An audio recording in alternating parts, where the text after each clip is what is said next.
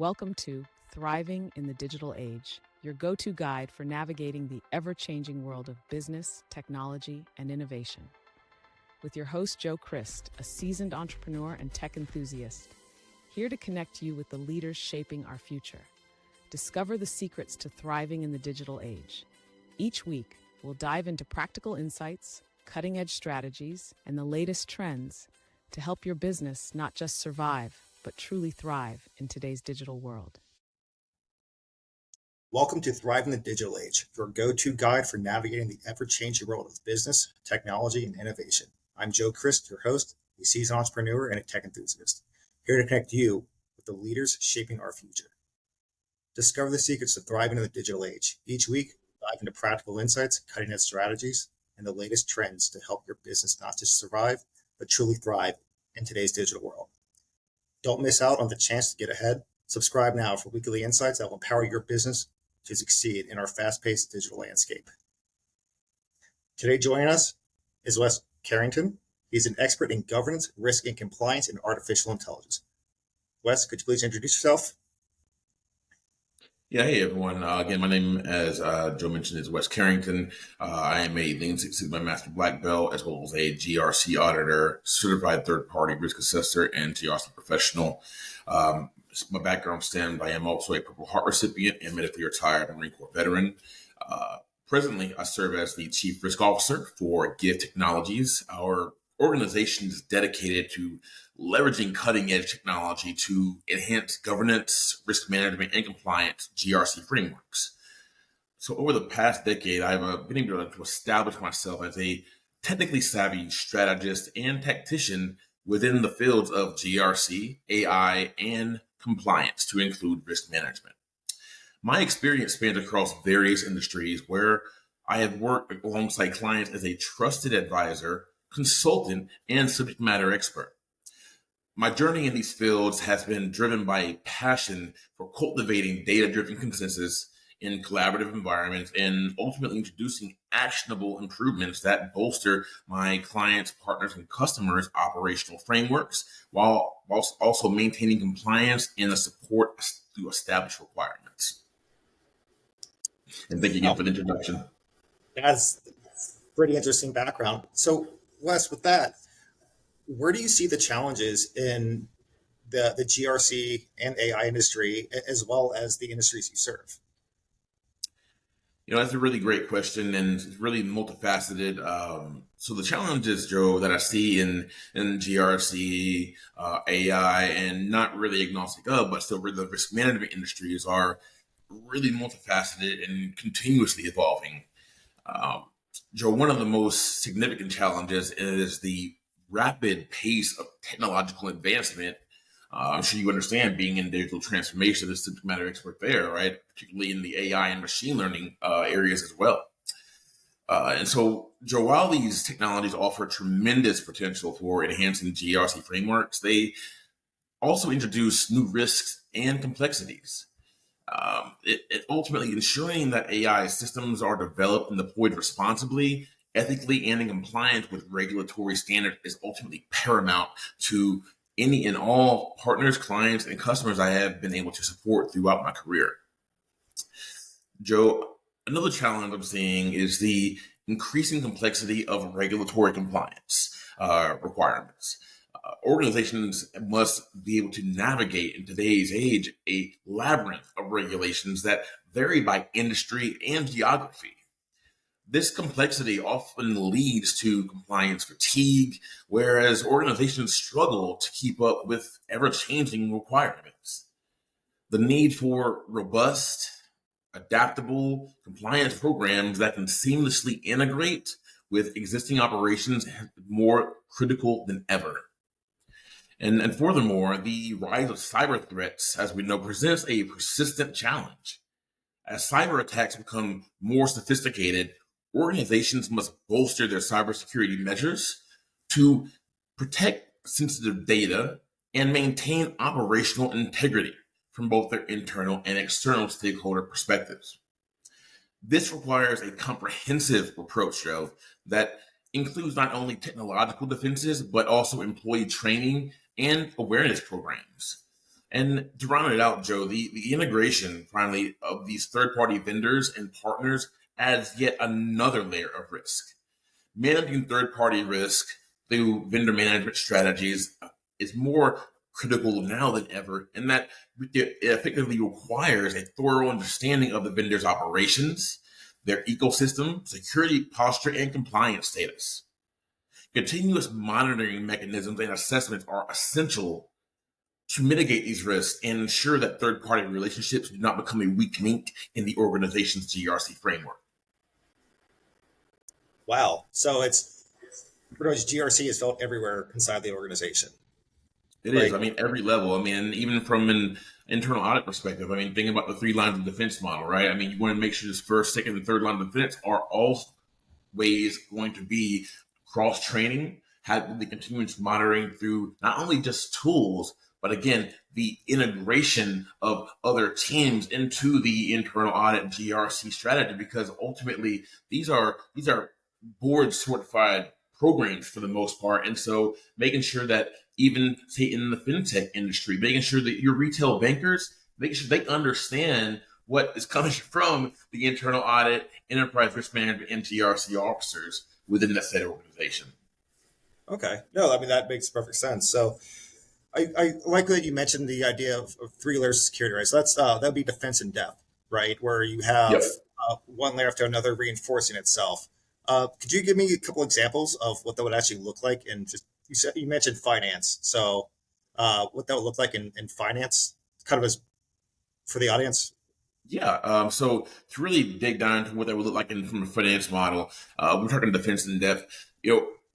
I know a lot of us here, this going on is the term of people, process, technology, right? That the people, process, technology triad. And it does become kind of a buzzword from time to time, but is true to every organization, even again, fintechs in the financial industry, in that you sometimes have lags in, say, the technological deployment and the training that should be going on simultaneously with the deployment of that, even from, say, like a core replacement, right? Doing a full core replacement. And I've seen a lot of organizations trying to adapt with the digital age and trying to evolve their financial services organization to a true fintech.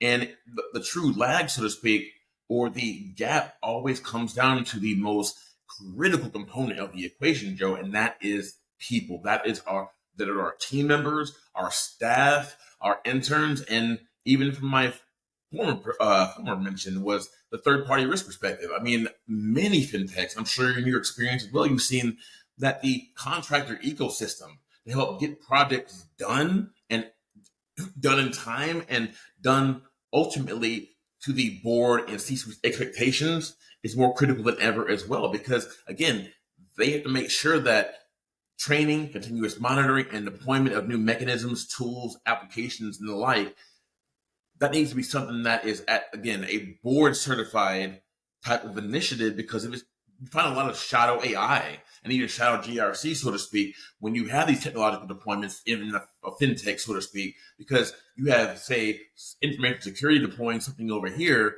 but it ultimately isn't good for the organization, right? It's good for information security for the short term. But again, from that defense in depth model, it's not just about technological tools in place. You have to have governance from the human capital component. I 100% agree with that. And I see one of the biggest challenges with that when you actually do start using a lot of third parties, it's, as you mentioned before, the shadow GRC, there's a lot of misalignment on, governance policies, because everyone has what they're doing themselves, but also how they interpret. When there's not a lot of alignment on that, then you start to see little holes and things falling through the crack, which obviously put the organization at risk, whether it be finance, pharmaceutical industry, or even government, right? It's a really big challenge to manage a large organization with a very strong GRC presence, because as you start bringing others in, it just becomes disconnect, right? Well, and to your point also, Joe, within the financial services industries and fintech specifically, I see the incumbents hiring and or the sourcing of GRC subject matter experts more than ever, right? GRC a decade ago, that was something that external consultants were providing intelligence, and insights to organizations around. Now, it's not just one person's job. Yes, you have a subject matter expert that you want internally, or if you're even externally sourcing, bringing a consulting in, again, making sure communication is there, right? Because it can fizzle. You have these brand new tools, you have these different training sessions, but if it doesn't actually take a concrete type of form in the organization, again, you're going to find constant gaps, constant shadow GRC gaps.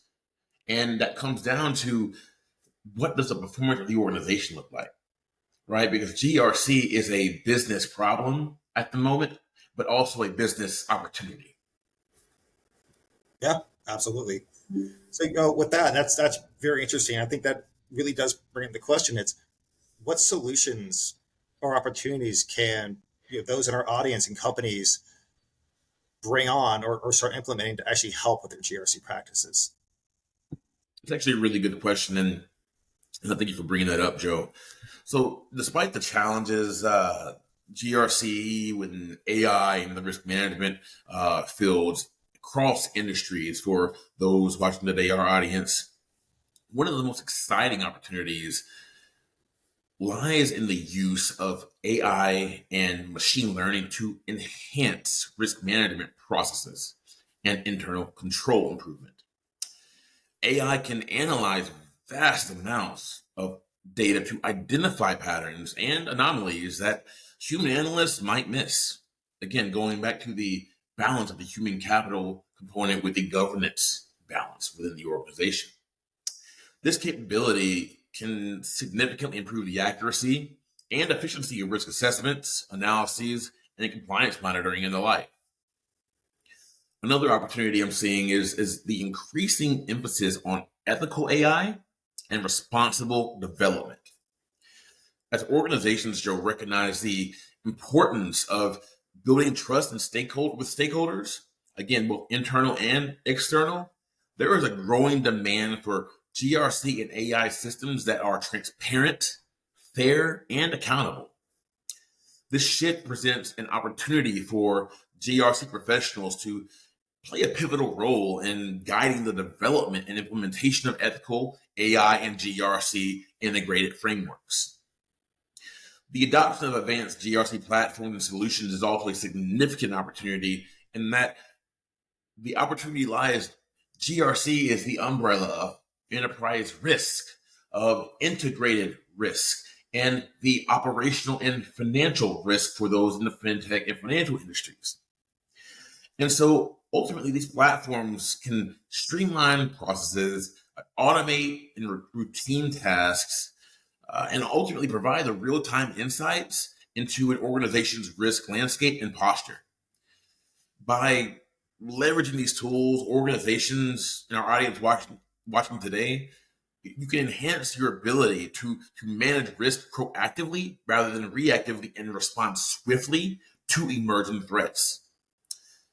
And to build on that, the focus on environmental, social, and governance factors, ESG factors, is creating even new avenues for GRC professionals and subject matter experts and the like.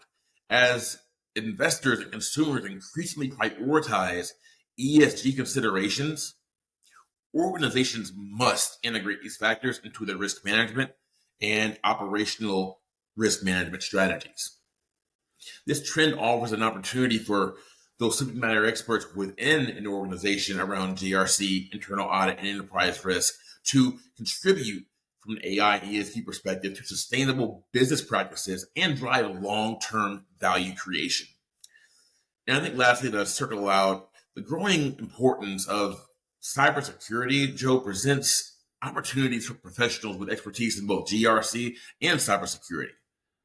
As organizations seek to protect their digital assets and comply with cybersecurity regulations, there is, even more than high demand for professionals who can bridge the gap between GRC, IT security, and IT risk within multiple industries.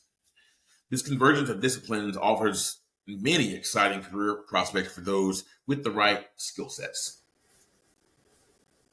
You brought up something really interesting. So I mean, obviously, with the economy the way it is, everybody is looking for a job that pays well. And obviously, GRC is very needed, right? And Right. it's not just the ability to make sure you're doing the right thing, but it's also how to protect yourself when something happens, Absolutely.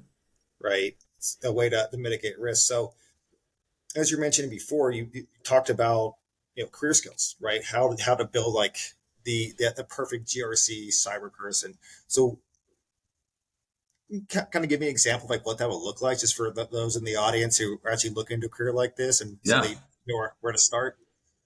So I gotta say, and I'm gonna kind of take a step back here. So my first, if you will, encounter or experience with GRC was while I was still in the Marines. In the Marines, I helped with operational risks as well as geospatial risk. And GRC, where governance, risk, and compliance, those terms floated around a lot, but they were never together, right? It was never GRC. It was how are you going to assess, analyze, improve upon, and ultimately enhance our total warfighter power overseas by assessing the governance, risk, and compliance facets of geospatial operational risk strategies for units deployed both CONUS and outside the United States. So, kind of driving myself forward to address your question, Joe, for those who are really looking to kind of get their feet wet, so to speak, or just totally jump on in and be a pure GRC practitioner, um, a good start is to look at either your CompTIA Security Plus certificate. That's a really good way in. They teach a lot of good GRC and blended IT security strategies now. You can also, where I started at, with the Open Compliance and Ethics Group, OSEG. I currently serve on the board for their GRC professional and GRC auditor approval certifications for following individuals who do would actually take the exam and undertake the actual course with the associate knowledge, relevance, and such. And so I gotta think probably the good shoe in again would probably be the CompTIA Security Plus and or the GRC Professional, because both are really going to give you what you need to be able to establish a really good baseline for a GRC, IT security, IT risk, enterprise risk career. Because there's so many avenues and so many certifications out there, right? We want to make sure you focus on the right thing. And for those who are, more mid-career, looking to make a shift or feel a bit stagnant or plateaued, a good way to not only to take the information I just shared around the CompTIA Security Plus and GRC Professional through OSEG is to look at doing your C-Risk. C-Risk is a great point to get in as well. Also, your CISSP for those who are more mature within the cybersecurity space and want to start really, really digging into what cybersecurity and GRC means for the organization. And the CISSP will definitely take you there as well. Many consider it the gold standard of cybersecurity in the world. And I gotta say, from a GRC perspective, I gotta say I support that as well. Okay, well, love that. So yeah, it's when it comes to education and really bringing to the field, certifications are the way to go. I know. Yeah, and I think the next biggest piece there, Joe, is why you want to remain certification driven. Seek out internships, seek out mentors, network. Networking, as we all know, I mean, we've all heard it, right? Your network is your net worth, right? And so what you can bring to the organization, I mean, there have been so many opportunities that have been presented to me in my own career. I mean, it's very thankful. I mean, I've had clients that I worked with 10 plus years ago that are now CISOs at an organization and brought me on as an external consultant to help with their GRC strategy and GRC tool deployment. So it really is about, again, digging your heels, not only in the education aspect, Joe, but also to our audience, making sure that you are also looking to make a full jump into the GRC space. Again, network. I mean, and using tools like, again, an omni-channel approach, going to the organization's page via LinkedIn, speaking with a hiring manager, following the application on LinkedIn. Recruiters, these hiring managers, they love that. They want to see proactive candidates that are seeking to help fulfill and ultimately augment and improve their organization's performance, whatever that looks like for that specific use case and scenario. Nice. Very cool. I think that's great, right? As organizations change, they need to be hiring the right people and have the right practices and policies in place. Absolutely. Uh, but something I find interesting too, and a conversation I just had recently with somebody was the rate the world is changing, right? If you look at the last 4 years of life on Earth, how much Right. has happened, right? So with the world moving as fast as it is and things changing, what does the future look like for GRC with from what you experience and what you think other your clients may experience and just the world in general? You know, you made a good point there about, the last 4 years has really just kind of turned the world on its head, right? Right. But if anything, the last 4 years have exposed the concrete and tactical gaps and ultimately the measures that need to be put in place from a GRC perspective. GRC in the last 4 years is no longer a conversation amongst the C-suite, amongst the board, amongst the team internally, or at a department level. It made it to where organizations have to implement a GRC strategy because, again, with the ever-changing regulatory compliance aspects and the adherence thereof, I mean, organizations have to be able to evolve and pivot on drop of a nail, right? I mean, just need you like that. I mean, and so GRC and an integrated risk management approach, I mean, that has been most successful because, again, now it's almost laid out for you, right? Because like the last 4 years, again, have really shown how our consumer base, right? So those, again, external stakeholders, your shareholders, your customers, consumers, clients, partners, and the like, again, they are helping to drive organization strategy now. Like from my point around ESG, I mean, environmental social governance has become, I mean, top mind for consumers for many organizations. I mean, their end users are thinking about that first before they seek out a service or seek out the partner. They are looking at what does that organization's ESG footprint look like today and moving forward, and what are they doing to support those measures to put them in place. Right. So, from the sounds of it, 'cause I do work a lot with agile practices. It sounds like GRC couples actually perfectly with business agility. It does.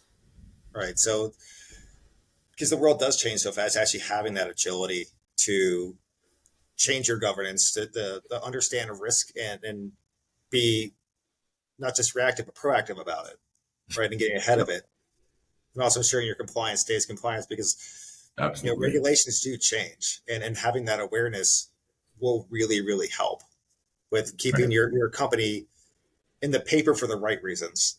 Right. Absolutely.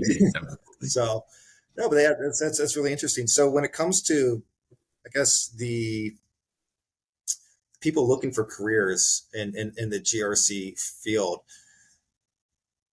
is there anything that, I guess, future looking, right, where it's these skills are going to become, it's more needed? Like I imagine things with like AI, like I should understand how to use AI tools, and there's a lot of good Yep. GRC tools out there as well. But like having that knowledge, I imagine will be pretty Absolutely. useful for getting the next gig.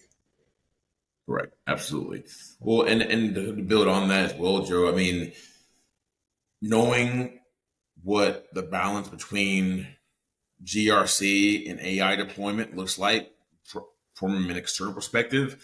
Uh, and I speak specifically to many of the consultants, right? Many organizations who are in the consulting and advisory space, no matter, and then let me more preface this, more cross industries, right?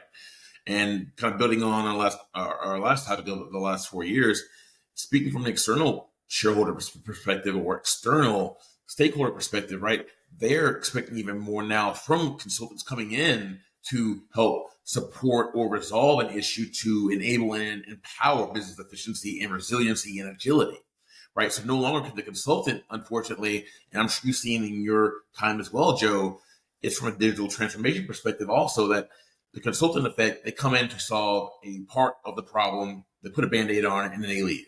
And so Right. then GRC, if they're solving or helping to support a brand new, say, issue management tool to help support GRC within the organization, well, now the tools They've helped deploy it. Well, who knows how to use it? Are the access rights proper? Are the CUECs, the continuing user entity controls in place proper to be supporting that? And have they actually truly solved the business's need? No, they haven't. Right. So I think for a lot of organizations and consultants alike, it has made us that much more accountable. And personally, I love that because you're constantly learning in the process, right? It isn't just leaving this problem and moving on. It's now about how can I build with you, right? Not build something for you and give it to you. Right. Yeah. The idea of a partnership, right? Mm-hmm. And that's not only good for the client because now they have that resource that they can always tap into. Exactly.